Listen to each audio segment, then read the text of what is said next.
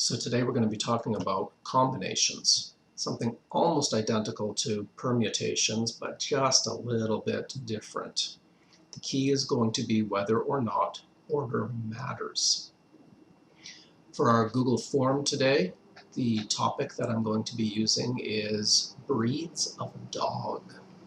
And I've got a few that my brothers have, a few different breeds, and so those are the ones that are going to be coming out of the top of my head. So let's begin.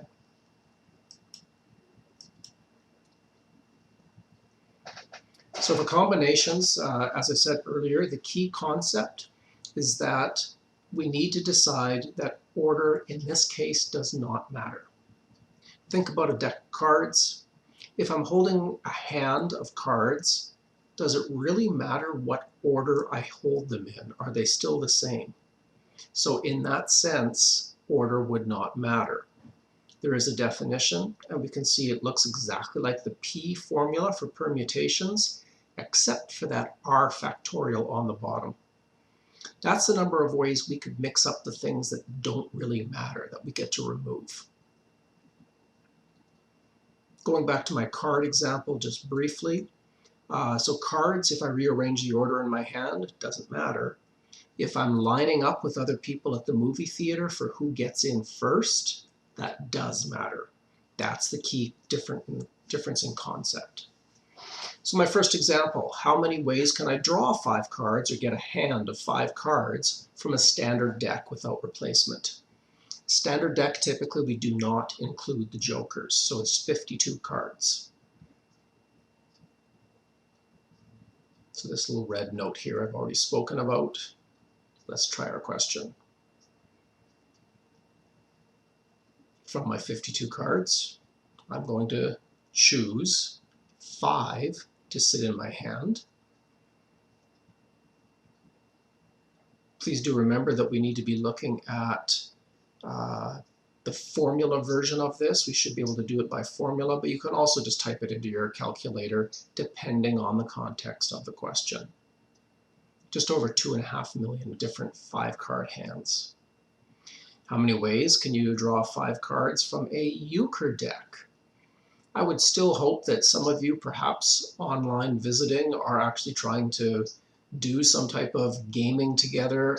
There are euchre apps out there where you could do this.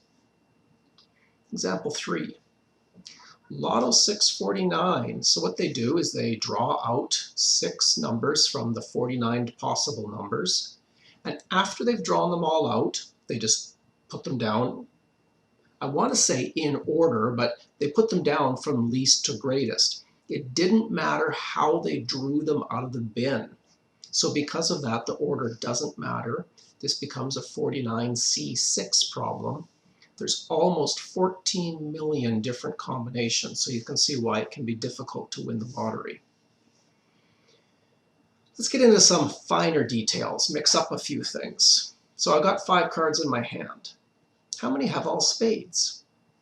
With combinations, we assume success. So we're going to assume that we're drawing from only the 13 spades that are actually in the deck. How many cards, how many hands have 3 clubs and 2 diamonds? Again, assume that the 3 clubs come from the 13 clubs in the deck, the 2 diamonds from their 13, and because it's happening simultaneously, we multiply these results together. Here's our answers. Make sure you're able to get those on your calculator. How many have 3 face cards? Kings, queens, and jacks, 1 of each suit, and 2 aces. Those are the A's. So this would be 12C3 times 4C2 is 1,320. There's an interesting correlation here between the combinations and Pascal's triangle.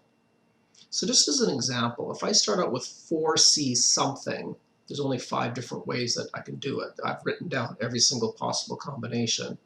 If you type these into your calculator, we end up with the 4th row of Pascal's triangle. And through further examination, we actually find out that every row of Pascal's triangle can be created by combinations. taking it a little bit easy on you today. That's enough.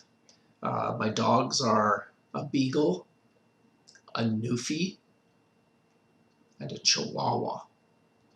Here's your homework. Have some fun.